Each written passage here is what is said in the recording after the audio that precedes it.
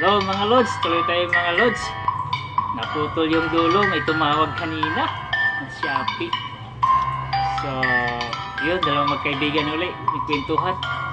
Continuation siya. Buang. Ito na. So, ganito talaga ang buhay ng mundo. Daming mga aral na dapat pang tuklasan. So, may waga talaga. Mamatiin kayong kaibigan. Oy Lods, ba't nandito ka? Oo, kasi boring sa bahay. Magpintuhan lang tayo. Anong pintuhin natin? Mas maganda yung tinapik mo kanina. Yung buwan. Ayos yun ah. Alam ko marami ka rin alam eh. Magpinto ka rin. Sige, sunod na ako magpinto. Pero ikaw muna. Makinig muna ako. Sige. So anong, diba nanawaan natin na Lods no? Daming klaseng buwan. 5 yata yun. Buang na paglingig, buang na balanggono, buang na balugong, buang as in buang, buang na talatala, tsaka buang na limbarok. So ang daming buang sa mga Bisaya terminology. So naintindihan mo Lods na yung babae na nabugbog ng vlogger, no? Tsaka yung mga tumatawa lang mag-isa. Alam nyo mga Lods, alam mo Lods, sabi natin mga Lods, dalawa tayo eh. Kasi nakikinig ka lang. Alam mo Lods, kung i-generalize natin yung buwan, minsan di natin matatanggap yan sa ating sarili, lalo na pag magsabi sa'yo ng isang tao, buwan ka. Siyempre magagalit ka, no? Kasi sarili mo, hindi ka naman buwang. Pero kung may nagpapaunawa, maintindihan mo, no? So, yun nga, na-explain na natin, no?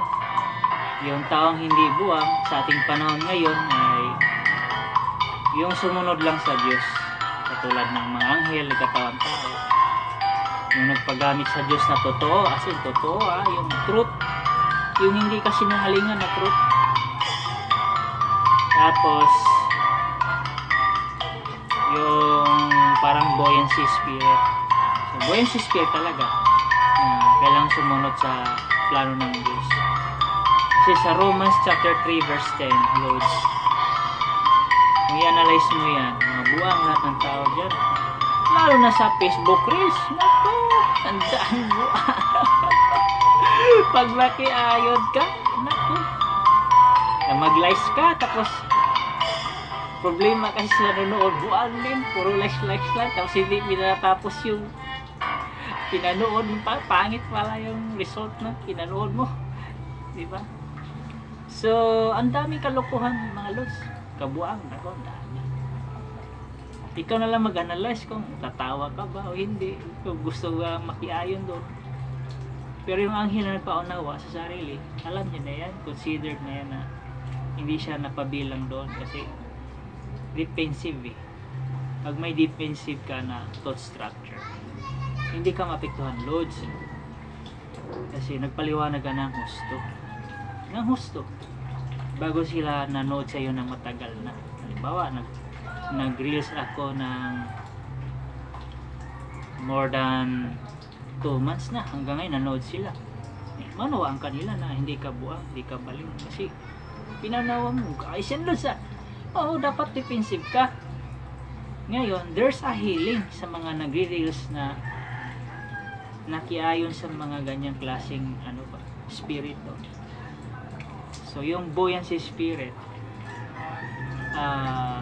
nagpagaling siya sa kanyang bed for the sake of medicinal aspect, yung healing process. Generalize yan from spiritual, physical, mental, and emotional, especially financial speaking. Pag buoyancy spirit ka, you are in the process of healing those diversities of spirit na maapektuhan ka na buang yata itong taong to buang yata itong babaeng to, diba? maraming impact sa thoughts ng tao once you perform something craziness. Pero hindi kasi nila naintindihan yun, yung mga outside people, other people. Kasi in-express ng isang babae yun for the sake of learning points or response message and metaphorical aspect. Halimbawa, may mutual understanding na kayo, Lods, sa Reels, sa YouTube. Nagpalitan kayo ng mga videos na kayo lang dalawa nakakaunawa. Pero ibang tao, hindi nila alam na mayroon na pala kayong mutual understanding na papunta sa in a perfect relationship. Kaya ang tingin ng ibang tao, baliw yata to. Pero nakakaunawa lang yung, halimbawa, yung sa Revelation chapter 21 verse 9, kayo lang dalawa nakakaunawa. Pero yung nakakaunawa din sa inyo na ating yan, maapektuhan din. Buwan ninyo nakasubaybay sa inyong dalawa.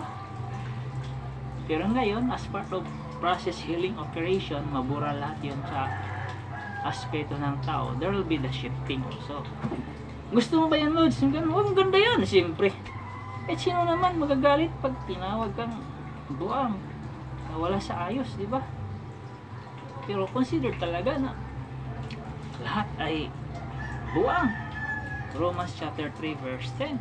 Tapos yung reference pa naman yan is Mark chapter 5 verse 1 until verse 20, yung inalihan ng demonyo dun sa sementeryo na tinatawag na legions.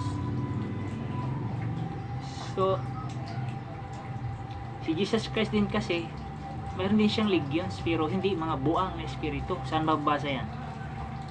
Matthew chapter 25 verse 53, kung mababasa doon, basta doon lang mababasa 26:53 or Matthew chapter 25 verse 53. Di ko alam, basta nandyan lang sa dalawang chapter na yan. Legions din, prepared for the armies of heaven. Process pa rin yan. Kasi ang daming buang na kailangan nating i-battle inside this universe. So, nahawaan kasi sa espiritu ni Satan from the beginning. Kaya, sa mga ginamit ng Diyos, katulad ng anghel, first the angel as a messenger. Pasizing until mayroong mag-response like buoyance. So, hanggang dumadami na they are like the thoughts of angels. As one spirit in the Lord, may access na sila sa Diyos. Kasi become one as flesh. Yung Revelation chapter 21 verse 9. Si mga demonyong buang Lods, manunood na naman ngayon. Gagayain nila, nako, buang talaga. Tapos dami din buang naligaw na babae doon. Buang lahat, impyerno lahat, mga buang. So, yun po. Ang daming buang Lods, lalo na sa Cebu, nako, ang daming buang dyan sa Tipadilla. Tingnan mo yung creativity ng tao, yung rugby. Yung bata ako niyan, Lods, masarap yung singotin din yan. Aminin ko yan ng bata kasi bumibili ng rugby kasi may inaayos. Ano mo, yung sinubukan mo lang amuyin, masarap sa umpisa. Kaya pala maraming nabubuang dyan pag natigang na yung utak. Hindi ko pinagpatuloy yun kasi ang daming nabuang. Sa Cebu, tingnan nyo, iwan ko lang kung mayroon pa yan ngayon. Kasi nung nagpunta ako ng Cebu, Lods, first year high school, nag-aral ako sa University of Visayas, dyan sa Colon. So 1 month lang din kasi panaylaro ako ng computer Hindi ako nagseryoso sa pag-aaral. First year high school, puro games lang ginagawa ko. Arcades, Mortal Kombat. Pero hindi naman ako absent lagi. Kasi timing, pag recess, may 1 oras pa. Broken schedule kasi, Lods, nung pinasok ko doon, hindi siya straight. Kaya malaya ka makapaglaro. Hanggang abuti ng alas 12 ng gabi, puro computer lang ginagawa ko. Doon naubos yung pira ko. Hindi na bumibili ng ng baon. Kaya pagkain, bahala na yun. Basta ma-addict ako sa ano eh, computer. So, kabuangan ko rin yun dati. Kasi nag-enjoy ako. First time sa syudad eh, city. Doon ko natuklasan, Lods, yung daming buwang sa Tipadilla. Tipadilla kami nag-lodge noon eh. Nag-rent ng aking mga kapatid. 4 kasi kami nag-aaral doon sa Cebu. Mga college na sila, ako high school. Yung 3 kong kapatid doon sila nag-aaral sa University of Visayas College. Tapos ako high school, 4 kami nag-aaral doon. Ako lang pinauwi sa balik sa probinsya kasi walang ginagawa, puro computer. Naglalaro. Siyempre bata pa isip kasama sa buhay habang nag-aaral kasi nandun lahat eh sa syudad, mga libangan na mahumaling yung mata mo. So yun, pinauwi. Doon ko nakita ang daming baliw noon sa ano, Tipadilla, dyan sa papuntang palengke. Puro rugby, lumulubo, nagtutumpita araw-araw. Kulang na lang may magbibit, kakanta, ganun ba?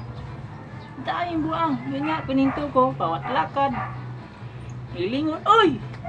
Siyempre ako bago din, walang alam, nagulat din ako. Hindi ko, ano to, matino ba to, ano? Parang ano, inulit ng 2 beses, doon ko nasabing, buang pala yun. May dala-dalang rugby. Sa rugby, daming nababuang dyan. Tigang yung utak pa. So, pagbuang talaga sa reels mga Lods, pag hindi ka mag-ingat silang kabuangan, buang ka talaga. Pero kung mag-appreciate ka lang, tumatawa ka, basta mag-likes, buang ka rin. So, kasama na ako dyan. Yun nga lang, nag-explain na ako ng maayos, defensive, para hindi ka mahawaan doon sa feedback ng mga buang din. Ang dami pa namang tao ngayon na akala mo matino pero buang. Kahit sino buang. Doktor na nagsabi buang. Gumawa yung doktor ng libro, pag binasa mo buang din pala to. Buang tong doktor na to. So, naranasan ko yan. Bili din ako ng libro sa doktor. Binasa ko yung libro niya, puro kalukuhan din mga kwento. Buang din. Buang lahat. Pero yung kabuangan niya dun sa kwento, may aral. Aral ba? Lahat naman kasi aral. Eh, Lods, paayos yung pinto mo, Lods ah. Kasi ngayon lang tayo nagkita. Dito tayo sa syudad eh, probinsya ka. Lalo na sa probinsya, daming kalukuhan. Tayo nung bata pa, di ba? Akyat doon sa nyog, na nakagilid lang doon. Nangungubit. Nahulog lahat sa ano nyog. Doon sa tubig. Pinagtawanan na may sanye. Uy! Ang buang talaga oh. Diyan tumatay dyan sa nyog. Kalukuhan nga naman. So, daming kalukuhan. Mga buang. So yun po sa real, sa mga metaphoric. Yung iba hindi nakakaintindi kasi there's something conversation na manatili yung flow ng relationship nila kasi nagkasagutan sa mga kalukuhan sa reels na sila na talaga, di ba? So kailangan lang ng ano, confirmation yan na in a purpose kasi may nagpapaunawa para hindi ka mahawaan doon sa ano, espiritu ng mga buang. That's the process of healing na after you receive the plans of God, halimbawa no, tayong lahat binigyan ng plano ng Diyos, there's a process of healing. So somehow ma-minimize yung mga klaseng espiritu na gano'n kasi hindi na rin tama yung over na sa reels, hindi na rin tama. Kaya minsan hindi ka na magla-likes kasi parang iba na ito ah. Hindi na hindi katulad ng ano lang, normal lang na ginagawa mo yun kasi there's something lessons. Yung iba naman ng tao na hindi nakakaunawa sa iyo, masama ang feedback. So sa sarili mo, gawin mo na lang yung manok na sarili mo. Yung manok kasi mga lods, alam ko mga sugarol dito ng manok, mga buang kasi tayo yan. Yung manok, lalo ang butas, di ba, ng tenga, kaya mong ipasok yung kanyang balahibo, magkabilaan, yan, tagusan. Yan. Gawin mo na lang yung sarili mo na yung tenga mo parang manok. Di bali na yung masamang feedback, basta yung ginagawa mo na mayroon kayong conversations na iningatan na manatili yung, halimbawa nagmamahalan na kayo doon sa reactions or formations or something, yung show mo sa reels. Siyempre may mga lessons, relationship with learning points. Kahit sino, mayroon nga isa doon, ipaulit-ulit lang yung expression niya, mapansin lang siya, di ba? Sa reels. So, dami niyan. So, maraming buang mga lods. Nako, lalo na sa mga nakatayo sa gobyerno. Tumatawa din yan sila. Sa labas, basta lahat ng tao tumatawa ng kalokohan. Buang. Tapos yung mga magnanakaw din na nagsasucess sila na walang nakatupong. Ibig sabihin, wala pa nakakahigit sa kanilang kalokohan sa pagnanakaw. Pag nakaligtas sila, na-overcome nila, tatawa yan sila, mga buang, hindi nyo pala kami kaya, mga buang. Tawanan sila kasi nagtagumpay din yung mga buang na magnanakaw. Awayan ng mga buang. Sabihin na natin buang kasi kung wala sana yung Biblia, yung libro na hinahawakan ng gobyerno, hindi mo malaman yung salitang buang siguro. Tapos nga lang may nagpapaunawa, Romans chapter 3 verse 10, buang lahat ng tao. Ang hindi lang buang dyan, yung sumunod sa Diyos. So may mga tao klase, mga lods, na dadalhin ka sa kanilang kaisipan. Siyempre magsishare ng magandang bagay. Ang intention na pag nagkamali lang ito at susundin tayo, tayo ang maghari. Gano'n naman talaga ang isip. Laro ng buang. Paano kasi umit-umit? Mali naman yan. Pag umit ka na hindi mo alam, buang ka pa rin. Daming mamamatay. Laro nga naman ng utak kasi tulungan nga naman. Walang problema. Pag tulungan, kung anong instruction, huwag mong nakawin. Kasi kasama ka sa buang na papuntang impyerno instead na healing process ka kasi buang . Kaya ka siguro, halimbawa na-anxiety ka o na-stress ka dahil sa ganyang mga larong kabuangan, no? Generalize. Kung general ka, alam mo yung laro ng buong mundo o sa bansa natin. Kasi kung limited ka lang, dito ka lang sa bansa natin, mag-isip ng ganyan na laro. Yung anghel kasi hindi lang sa bansa natin nakipaglaro, buong mundo, universe ba? Kasi kayang hawakan lahat. Siyempre, dadanas muna siya ng challenges sa umpisa hanggang sa ma-overcome. Kasi yung mga anghel, according to the emphasis of the Bible, kaya nilang ma-overcome yung mga laro ng utak sa sarili nila. Lalo na pag may sumunod, ma-overcome yan. Kahit nga ngayon, may anghel nagpapaunawa, tapos nakita nyo kalaman niya, ma-amaze kayo kasi kung ano, lahat ng interpretation tama. Paano niya nangyari yun? Sa tagal-tagal natin pagbabasa ng Biblia, ngayon lang natin ito naunawaan na nagka-interest. Kaninong kaalaman na in-impart sa'yo sa anghel. Habang tumatagal, kasi bumababaw na halimbawa yung pag-unawa niya, ay wala na. Mahina pa ito anghel. Ikaw ang mahina. Kasi na-miss ka sa umpisa eh. Di buang. Kasi magnagaw ka, di buang ka na. So ang daming buang mga lods. Kung ayaw mo maging buang, payag ka. Tatawagin ka, "Hoy, buwang!" "Hoy, buwang! Papayag ka ba?" Siyempre, hindi ka papayag. Alangan. Sasabihin mo, ang gara ng bahay ko. Tapos tatawagin mo akong buwang. May sasakyan ako. Tapos tatawagin mo akong buwang. Hindi, di ba? Magagalit ka talaga. Pero yung katulad mo rin ng mayaman, nakakaunawa, sasabihin sa'yo, "Uy, buwang!" Pareho lang tayo, mga buwang. Yumaman ka lagi dahil sa kabuangan. Sinong naglingkod dito sa gobyerno, mga lods? Nasa tagal nang nagtrabaho, naglingkod sa gobyerno, hindi yung mayaman. Proud ako doon. Siya yung matino, hindi siya buang.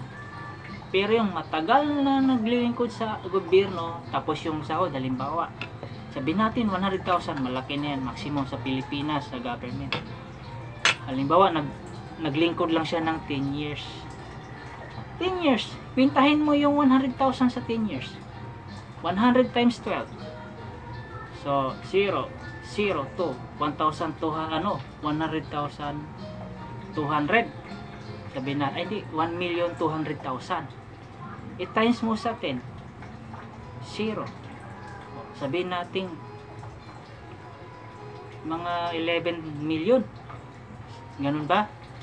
Mahina tayo lods sa calculator. Within 10 years. Siyempre, mga expenses pa.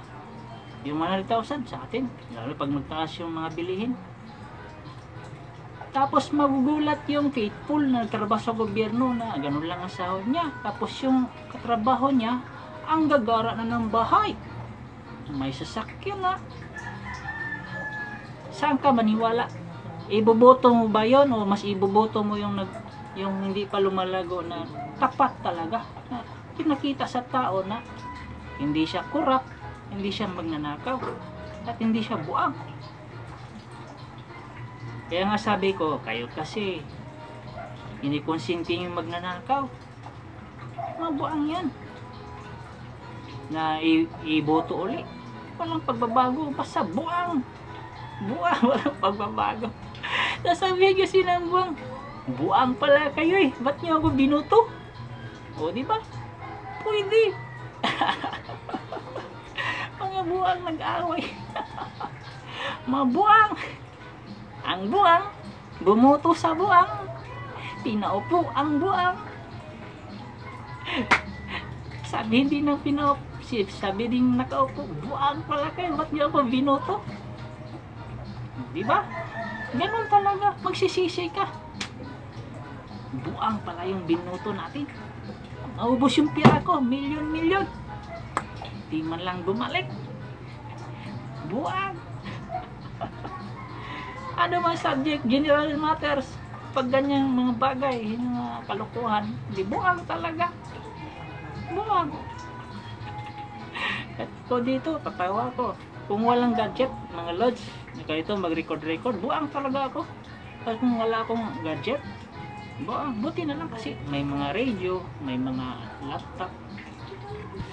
Hindi ako ma-consider as buang kasi nagpaliwanag ako mag-isa. Hindi ko tiningnan yung audience dito. Ako lang isang mag-isa. Sarili ko lang din tinagwikaan. Nagkwentuhan lang ba sarili para tactics ko lang din yun. Pero pagpapaunawa. So, yun lods, diba? Tama ka lods. Basta defensive lang. Na hindi tayo maipiktuhan tayo sa mga buang na kaisipan. Kaya yung magre-response sa plano ng Diyos na parang buoyancy, that's part of the healing medicine process. Yung physical, emotional, spiritual. May healing kasi sabi ko nga, sa spiritual mga lords, may mga bagay sa spiritual na hindi nagagawa ng physical na kaalaman ng tao. Ang magagawa lang ng physical na kaalaman ng tao, pag na-amaze sila, puro paninira sa kanilang kaalaman. Totoo, totoo. Ititwist. Tingnan mo yung mga nakadiscovered na mga medicine o sabihin natin mga may power na ititwist yan sa kanilang kaalaman, di ba mga buang? Pero yung mga proven, nakatested, hindi buang kasi pinaprove nila yung power ng Diyos na experience. Eh yung mga hindi na-experience, unang-unang takot, nagmamarunong nga, sabi, animoy matalino, gumagawa din ng kaalaman na ititwist niya yung isang tao na may kapangyarihan. Halimbawa, hindi matablan ng ng ita, kutsilyo, gitu. Marami na nga sa YouTube, di ba? O, ipapadala ko tong, halimbawa lang, yung agimat, ganito, ganito. O, tinitis ko na yan ha, si 22, si 20, kutsilyo, hindi natatablan. Anong feedback din ng iba na hindi naniwala?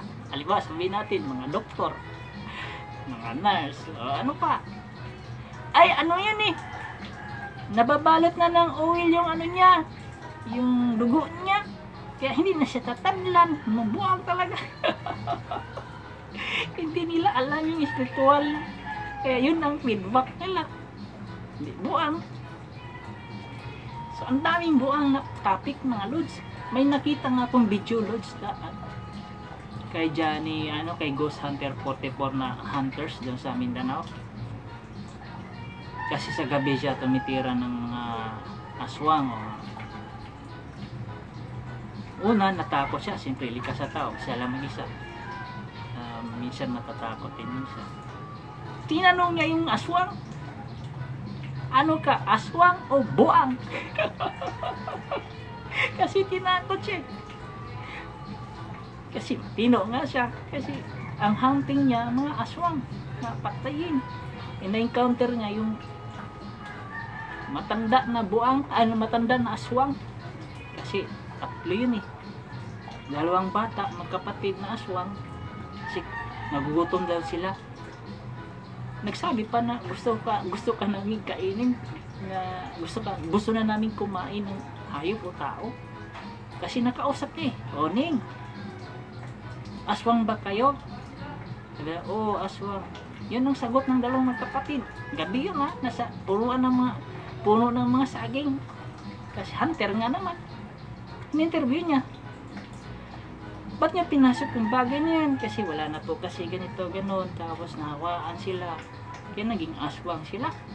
Eh dumating yung matanda aswang. Siguro lola nila yun. Nagulat siya. Si Johnny, si Ghost Hunter. Di, nag-away muna konti. Hanggat na nag-usap sila. Tinanong niya yung matanda. Aswang. Ano ka? Aswang o buang? Yung nanonood, matatawa ka talaga na horror kasi style eh. Ako, natawa ako kasi dalawang beses niya tinanong yung matanda eh. Sabi niya, aswang ka ba o buang? Alam niyo yung reaksyon ng matandang aswang? Umalis. Umalis na hindi sila nag-away. Sabi ng hunter, yun buang yun. Nahiya sa sarili kasi yung kalukuhan nga naman ng kanilang ginagawa, aswang, kumakain ng tao, magnakaw ng mga hayop sa gabi para makakain lang. Diba kabuangan yan? Buang! Kasi yung espiritu na sa kanila, demonyo. Kaya umalis na lang yung matandang aswang. Hindi matanggap-tanggap na buang siya. Ikaw, yung pinindugo na, halimbawa, 5 years ka lang, tapos yung bahay mo, mansyon, yung kasabay mo trabaho sa gobyerno, kubo-kubo pa lang din. Hindi nga makaahon-ahon dahil sa gawa ng bilihit. Ano yung ginawa? Magic? Saan ka nagkaroon ng ganong kalaking halaga?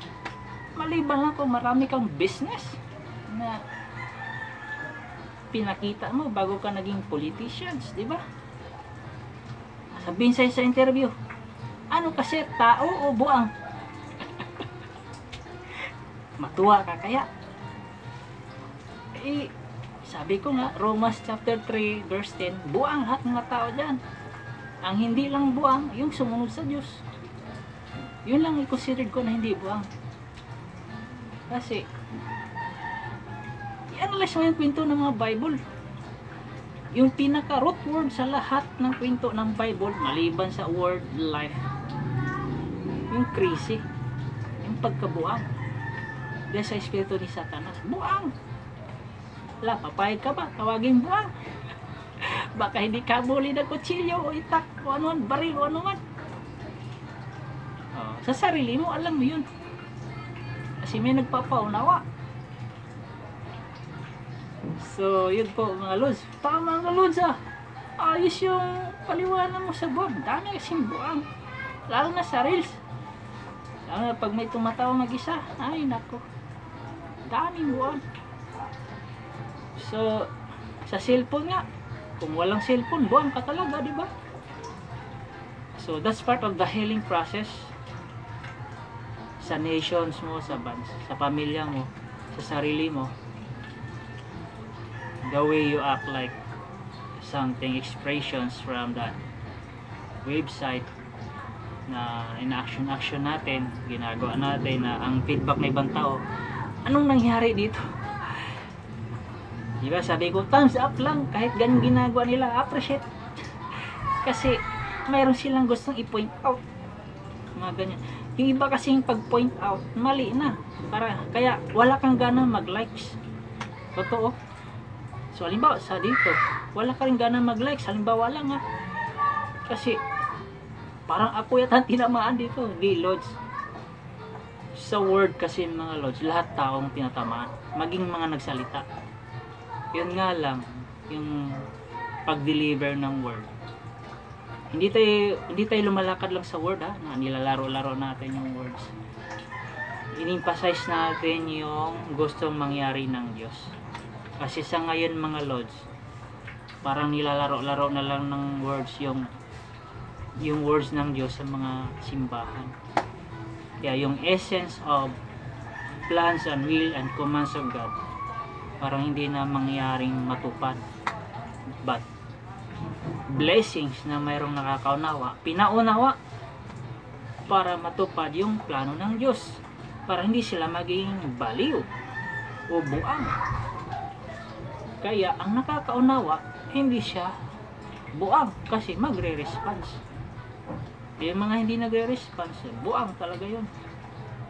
Lalo na pag buaya, nag-aantay lang. Kahit sino naman kahit sa aspeto, kahit sa trabaho, kunting maling walang nakita sa iyong kasamahan.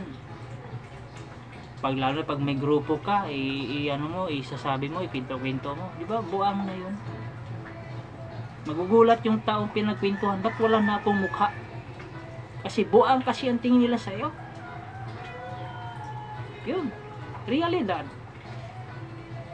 Walang ibang pinaka root word ng Bible kundi buang o baliw ang tao. Kaya nga ang Diyos nag-intervene all His plans and precepts here on earth just to escape that kind of character of craziness. Yung plans and will and commands, that's part of the healing process of thought structure at character para hindi ka maging buang. Halimbawa ako, tapos nagpatawa ka ng kabuangan, prangkahin kita, ano ka? Matinong tao o buang? Kahit sino naman magagalit eh. Yun yung purpose ng Diyos, kaya may commands. Tingnan mo yung hindi sumusunod ng commands. Ang dami nagkasakit.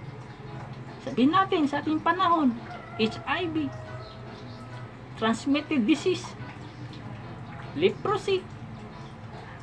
Oh, ang daming kabuhangan. Mayroon nga reels akong napanood. Pwede kang kumain sa araw at gabi kahit walang ilaw. Buang, di ba?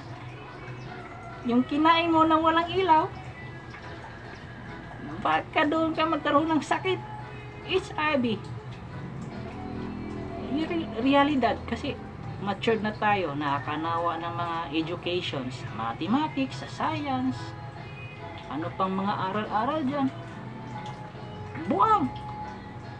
Kaya kung ayaw mo maging buang sa paningin ng Diyos, sa paningin ng tao, sa anghel, sumunod tayo sa planet na parang buoyancy. Okay, nanood? Alam mo na, Lods, naintindihan mo na. Ayos yung kwento mo, patungkol sa baliw, buang. Mag-umpisa lang sa nyog, no? Oo nga eh. I-review nyo lang ha. Sana hindi tayo mabuang. Kahit matagal natin sa Panginoon, kahit ibang tao nakatingin sa'yo, buang ka pa rin eh. Basta marunong ka magkwentong kalokohan, buang ka pa rin. Ma-justified lang yan kung susunod tayo sa plano ng Diyos. Healing process. Kasi cleansing time, yung pagsunod ng salita ng Diyos, that is a cleansing time. Hindi matanggap-tanggap ng iba yan. May sariling mundo, mga buwag talaga. Ayaw sumunod sa plano ng Diyos. Ayaw, yung command ba? Sabihin kasi ng buwang, kaya mo. Ano sabi ng Biblia? Be diligent. Pagsikapan. Pagsikapan kahit hindi kaya. Pagsikapan pa rin para hindi tayo magkasakit na hindi tayo tawagin buwang. So, naintindihan mga lods. That is a subject matters natin ngayon. Oh, buwang. Dami buwang. Oh, lods, okay na? Oh, ayos na. Balik ako bukas. Pinto tayo patungkol sa buwang. Huwag na, tama na yun. Dami ng subject sa buwang. Okay, guys.